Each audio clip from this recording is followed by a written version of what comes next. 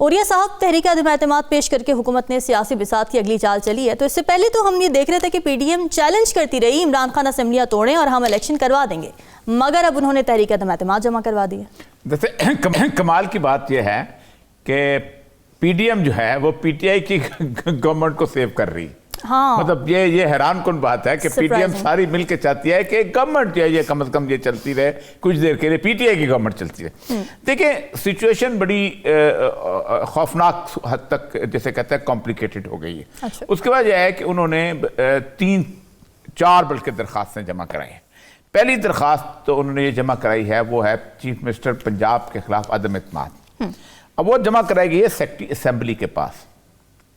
अब secretary assembly को आप कभी फुटेज देखें ना, तो रात को 9 बजे वो टाई लगाई हुई है, सूट पहना हुआ है, ऐसे लग रहा था कि जैसे रात को 24 घंटे काम करता है, ऑफिस के अंदर बैठा हुआ है और उसके साथ पूरे के पूरे एमपीएस जो हैं वो आए हैं इकट्ठे।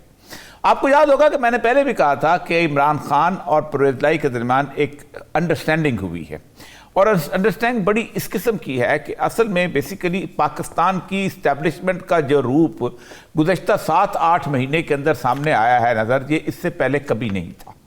मैंने कम से कम अपनी तारीख के अंदर ये इस्टेब्लिशमेंट का रूप नहीं देखा कि आप उठा के जो है जिसको जो चाहें बंद करते हैं, उसके साथ तशद्दुद करें। 25 मई जितनी आंसू गैस अपनी तारीख में मैंने नहीं देखी, और कंटिन्यूसली पूरी रात आंसू गैस कभी मैंने चलते हुए नहीं देखी। उसके बाद पुलिस और आर्मी का हैंड ओवर हुआ, उसके बाद आप आज़म स्वाति को उठा लें, अरशद शरीफ को मजबूर करें कि वो भाग जाए, हमारे यहाँ से अपना मोहित पीरज़ादा साहब भाग जाएं, उसके बाद वो अपना 2 और लोग भागे। आज वो शिफा जो उसके बारे में 2-3 लोग आए हैं, उन्होंने सुबह उसके घर के अंदर रेड की है, मारा है। इसके साथ इमरान खान पे गोली फायरिंग ये एक खौफ का एलिमेंट मौजूद था।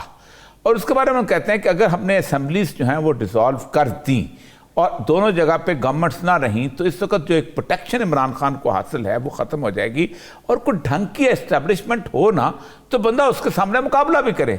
जो एस्टेब्लिशमेंट इस किस्म की है कि इतने बड़ा इंसिडेंट पाकिस्तान की तारीख में 4-5 इंसिडेंट हुए हैं। लियाकत अली खान का कत्ल हुआ है, बेनज़ीर भुट्टो जो है उसका पहला कारसाज वाला इंसिडेंट हुआ है, ठीक है जी। उसके बाद बेनज़ीर की अपनी जो उसका शहादत हुई है, और इमरान खान का और 5वां इंसिडेंट कोई नहीं। बाकी इंसिडेंट में तो कोई कंसर्न नजर आता था। यहां तो लोगों ने तमाशा उठाया, तमस्कर उड़ाया, लोगों ने कहा ये बहरूपिया है, लोगों ने ये किया। ऐसी एस्टेब्लिशमेंट का मुकाबला कैसे किया जाए? अब पसंद मसला ये था कि मेरा जहां तक मेरी इत्तला है कि एक अंडरस्टैंडिंग कि हम इस तरह की सूरत हाल के अंदर होगा ये कि ज़ाहिर बात है परवेज लाई जो है वो बुरा बनेगा, उसके बारे में लोग बातें करेंगे, तो ही एग्रीड टू इट कि मुझे कोई फ़र्क नहीं पड़ता। अच्छा। कि मैं बुरा बन जाऊं या जो कुछ बन जाऊं, लेकिन इस सूरत हाल के अंदर ये जो उसके खिलाफ FIR जमा हुई है, अदम एतमाद जमा हुई है, ये तो कॉन्सेंट से हुई है क्योंकि सेक्रेटरी असेंबली परवेज लाई का अपना आदमी है। बिल्कुल, एक बात रखें। अब सेक्रेटरी असेंबली को कारदाद अब जब जमा हो गई है ना, तो ये आपकी मर्जी के ऊपर है कि उसको कब पेश करते हैं। एक ज़माने में परवेज लाई जब वज़ीर आला थे तो उन्होंने उनके पेश हुई थी सेक्रेटरी तो स्पीकर से, जब तो उन्होंने रखी, और जब उनके अपने बंदे आए 2 महीने तक रखी पेश ही नहीं हुई। एक तो ये पेश हुई है, दूसरा उन्होंने एक स्पीकर के खिलाफ पेश की है ताकि हम पहले स्पीकर को आउट करें, अपना बंदा लेके आए। और स्पीकर में आसान है क्योंकि स्पीकर का वोट होता है खुफिया। हाँ। उसमें फ्लोर क्रॉसिंग नहीं लगती, तो स्पीकर को वो लेके आ सकते हैं। डिप्टी स्पीकर भी साथ उन्होंने कहा है कि चलो वो भी ले आए ताकि खुफिया वोट से एक साथ कम से कम स्पीकर की सीट पे हमारा बंदा हो जाए, तो बाद में देखी जाएगी। इस इन बिटवीन उन्होंने कहा है कि इसको तो असेंबली तोड़ने वाला तो हो गया खत्म। अब इस दौरान परवेज लाई असेंबली नहीं तोड़ सकते। इस दौरान उन्होंने प्रेसिडेंट उससे गवर्नर से कहा है कि आप एक नोटिस जारी करें, और गवर्नर ने वहां उनको नोटिस जारी किया है कि आप अपना फलां तारीख को वोट ऑफ कॉन्फिडेंस लें। अब ये मेरे सामने ये कॉन्स्टिट्यूशन पड़ा हुआ है। कॉन्स्टिट्यूशन ये कहता है कि गवर्नर जो है ये बुनियादी तौर पर ये किसी तौर पर भी ऑन इट्स ओन नहीं कर सकता। असेंबली का इजलास ये बुलाएगा उसकी एडवाइस के ऊपर। अब वो उसने शेड्यूल भी खुद दे दिया, जबकि असेंबली रूल्स कहते हैं कि स्पीकर जो है वो कहेगा और शेड्यूल वो देगा। वो सिर्फ ये कह सकता है कि आप वोट ऑफ कॉन्फिडेंस लें, उसके हिसाब से वो शेड्यूल जो है ला सकता है। ठीक। और उसमें ये देखें ना, ये मैं आपको पढ़ के सुना देता हूँ इस सारे गवर्नर के जो उसमें इख्तियार। दूसरा, नो कॉन्फिडेंस मूव का भी जहां तक ताल्लुक है, उसके अंदर भी ये है कि वो आप टेबल कर सकते हैं और जब चाहें आप उसको पेश करें, लेकिन 15 दिन के अंदर पेश करना होती है जब वो असेंबली के अंदर आए, और उसके लिए उससे जब वो उसके लिए खसूसी इजलास रिक्विजिशन किया जाता है।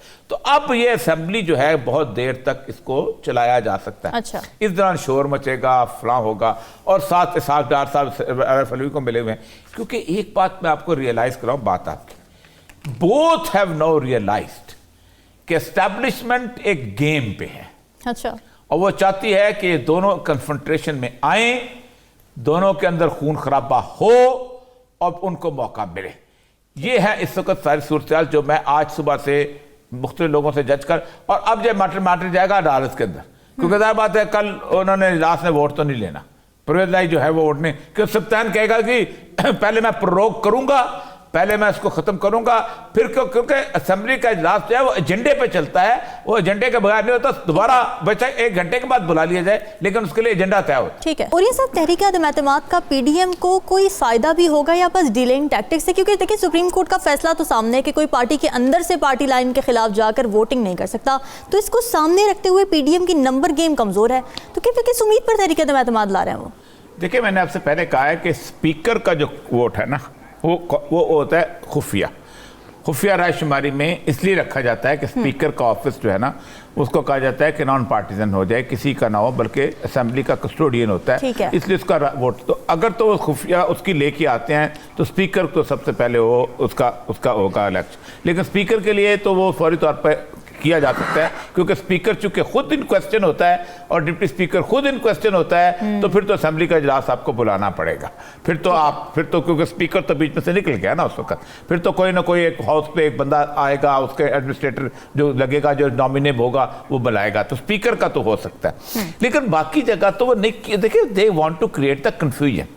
मैं खलाली साहब की अब बात पे मैं ज़ाहिर बात है थोड़ा सा तबसरा करना चाहता हूँ कि पाकिस्तान की बदकिस्मती देखें। आज मैं स्टडी का हमारे यहाँ एक तस्वर बनाया गया है कि पाकिस्तान की फौज पे इतना खर्चा होता है तो पाकिस्तान का कमर टूट जाती है, तो हमारा बजट नहीं बनता और ये नहीं बनता। आप अंदाजा करें कि मैं उन्होंने कोरिया की बात की, मैं साउथ कोरिया की मिसाल आपको देता हूँ। साउथ कोरिया जो है उसके अंदर पोलिटिकल इंस्टेबिलिटी बहुत ज्यादा थी। अच्छा। आप अंदाजा करें कि 25 सालों में 19 प्राइम मिनिस्टर वहां पर आए, एक सदर को उन्होंने कत्ल किया है, उनके यहाँ 8 दफा कॉन्स्टिट्यूशन अमेंडमेंट्स आई हैं, सब कुछ हुआ है।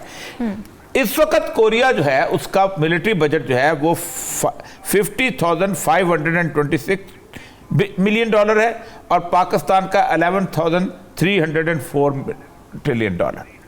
आप फर्क देख लें, 5 गुना ज्यादा फौज पे खर्च करते हैं, लेकिन उसके बाद उनकी इकॉनमी देखें।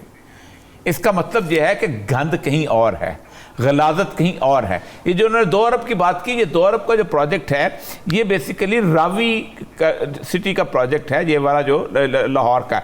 उसमें हुआ यह है कि मास्टर प्लान जो लाहौर का था ये रावी तक था, रावी से आगे नहीं था, शजारा एंड अदर थिंग्स इंक्लूडेड नहीं थी। वो मास्टर प्लान जो है वो दोबारा बनता है, फिर उसके बाद LDS को बनाता है, उसके अंदर उन्होंने परवेज लाई साहब ने इन्वेस्टमेंट की हुई है और ये पहले भी करते रहे हैं। मुझे अच्छी तरह याद है कि ये जो एक्विजिशन हुई थी रिंग रोड की, इस रिंग रोड में सबसे पहले उन्होंने बता दिया था कि उसकी अलाइनमेंट क्या है, और उसके साथ साथ उनके ज़माने के अंदर वो लोगों ने वहाँ ज़मीनें खरीद दी, और हालत ये हुई कि जो रिंग रोड जो थी ना, ये वाली अपना जो बत्ती चौक से लेके न्याजी अड्डे तक, उसके अंदर अब रास्ते नहीं मिलता क्योंकि लोगों ने ज़मीनें खरीद ली वहाँ पर। तो असल मसला ये नहीं है, मसला सारा ये है कि तो 1 महीना भी मिले तो उस महीने के अंदर चीजें कमाना चाहते हैं। अभी हम अगले उसमें बात करेंगे, इन्होंने एनर्जी कंजर्वेशन का प्लान बनाया। आप अंदाजा करें कि 4 दिन पहले 42 बुलेट प्रूफ लग्जरी कार्स आपने खरीदी। 42 आपको छूट यार, आप इस मुल्क के दुश्मन हो और आप कर ये रहे हो कि सांस लेते आहिस्ता आहिस्ता थोड़ा 4 दिन और मिल जाएं, 5 दिन और मिल जाएं, 10 दिन और मिल जाएं, हम रहें ताकि हम लूट लें। जाहिर बात है, एक बात आपको बताऊं ना कि पाकिस्तान में कुछ भी हो जाए, मैं और आप रोज टैक्स जरूर दे रहे होते हैं। आपने आज साबुन खरीदा होगा, उस पर टैक्स दिया होगा, आपने आज चाय पी होगी, उस पर आपने टैक्स दिया होगा, आपने आज शैम्पू खरीदा होगा, उस पर टैक्स दिया होगा। ये टैक्स इकट्ठा होकर किसके पास जा रहा है?